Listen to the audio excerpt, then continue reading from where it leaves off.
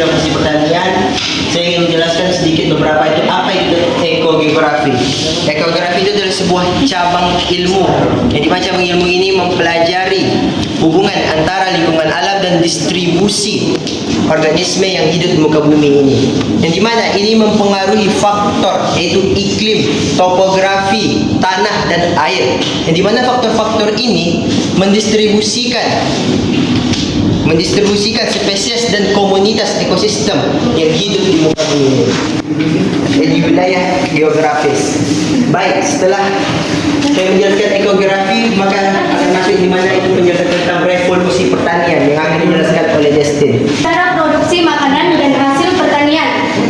Ini mengakibatkan penggunaan teknologi dalam modern seperti mesin pertanian, pestisida, dan pupuk untuk meningkatkan produksi dan produktivitas pertanian.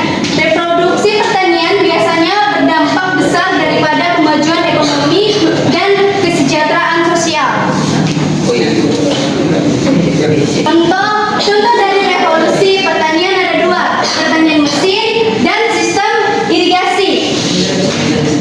Pengertian pertanian mesin adalah contoh nyata dari revolusi pertanian. Penggunaan mesin pertanian modern seperti traktor dan pengairan otomatis telah menghasilkan peningkatan besar dalam modifikasi dan efisiensi pertanian. Sistem irigasi adalah bagian penting dari revolusi pertanian. Hal ini memungkinkan petani untuk mengatur dan mengoptimal pemakaian air yang secara signifikan meningkatkan hasil panen.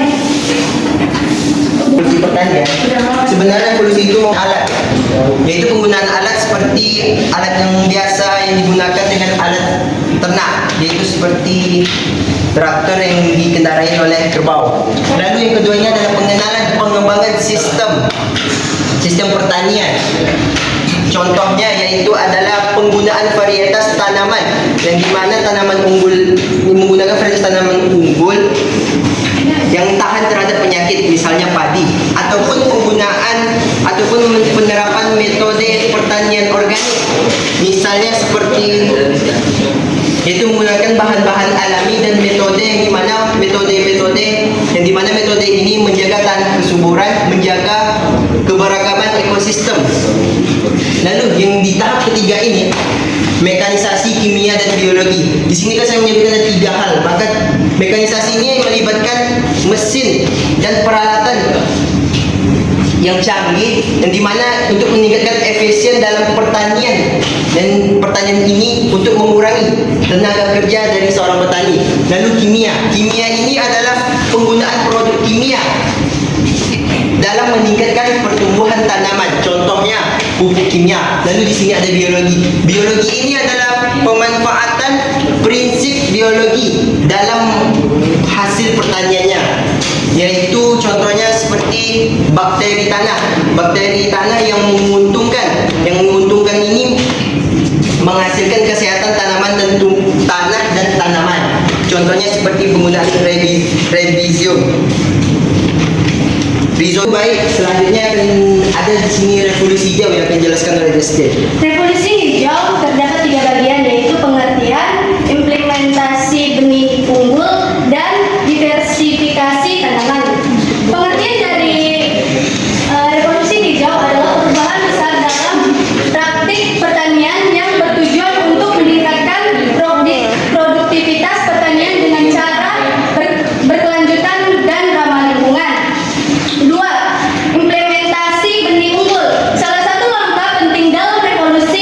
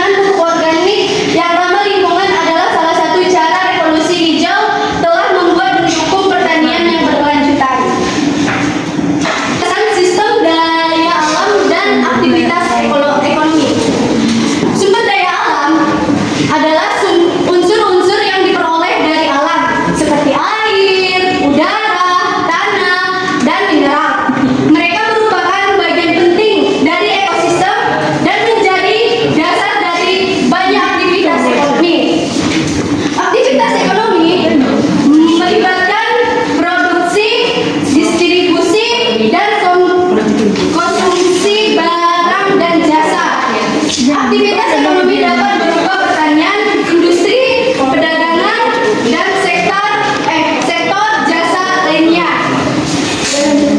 Sumber daya alam dan aktivitas ekonomi terbagi menjadi 3, yaitu pertanian berkelanjutan, pengembangan energi terbarukan, pemanfaatan sumber air bersih. Penggunaan pertanian berkelanjutan. Penggunaan praktik pertanian yang berkelanjutan seperti penanaman pola tanam yang sesuai dengan siklus alam adalah contoh penting dari pengolahan sumber daya alam dalam aktivitas ekonomi. Pengembangan energi terbarukan. Investasi dalam pengembangan sumber daya energi terbarukan seperti panel surya dan turbin angin. Turbin angin ya teman-teman, maaf. Adalah contoh bagian aktivitas ekonomi dapat memanfaatkan sumber daya alam secara berkelanjutan. Pemanfaatan sumber air bersih. Perlindungan sumber air bersih dan pengembangan teknologi pengolahan air adalah upaya penting dalam memastikan aktivitas ekonomi dapat berlangsung secara berkelanjutan. Produksi dan pengolahan, kita harus mengenal terlebih dahulu industrialisasi pertanian. Apa itu industrialisasi pertanian?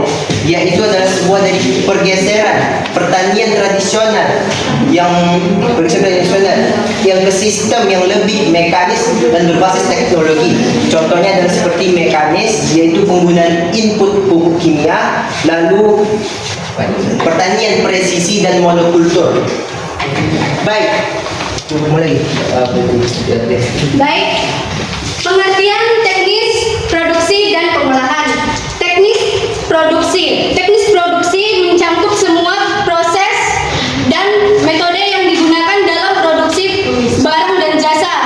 Ini termaksud penilaian teknologi, pengaturan proses produksi, manajemen investasi dan lainnya. Pengolahan. Pengolahan adalah proses transformasi bahan mentah menjadi produk jadi. Ini melibatkan berbagai tahapan seperti pemotongan, penyiraman, penyaringan, fermentasi, dan pengemasan.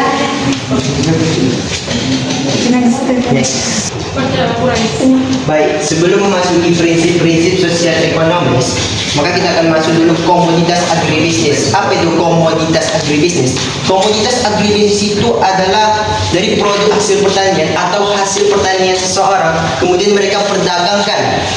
Mereka perdagangkan di dalam pasar. Contohnya seperti jagung, yang mana jagung ini kita tahu sendiri, jagung ini bisa diolah menjadi makanan, minuman, serta pakan ternak. Adapun yang lain seperti gandum, kopi, kelapa sawit, dan juga gula, karet. Masih banyak yang lain lagi.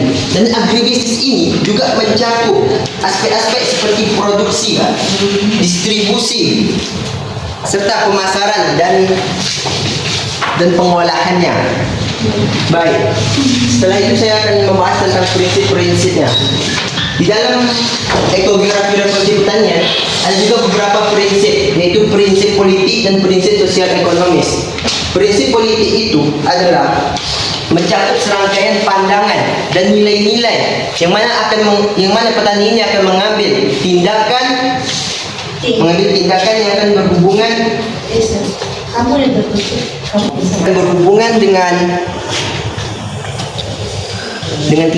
berhubungan dengan distribusi, produksi, dan konsumsi pangan. Ya, prinsipnya itu contohnya partisipasi petani, yaitu petani aktif. Yang dimana petani aktif ini mereka mengambil keputusan termasuk perencanaan dan implementasinya. Contohnya seperti forum diskusi lokal, program pengembangan, dan juga proyek penelitian. Lalu di sini ada juga prinsip sosial ekonomis yang akan dijelaskan oleh Christine. Prinsip-prinsip sosial ekonomis terbagi menjadi 3: keseimbangan kekuatan, partisipasi masyarakat, pemulihan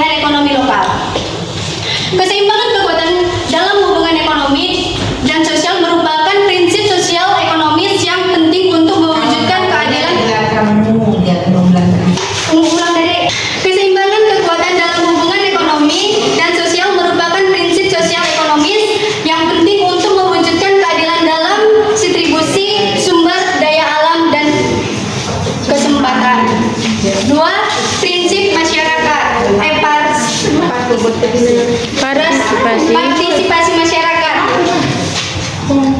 Partisipasi aktif. Partisipasi masyarakat dalam Pengambilan. pengambilan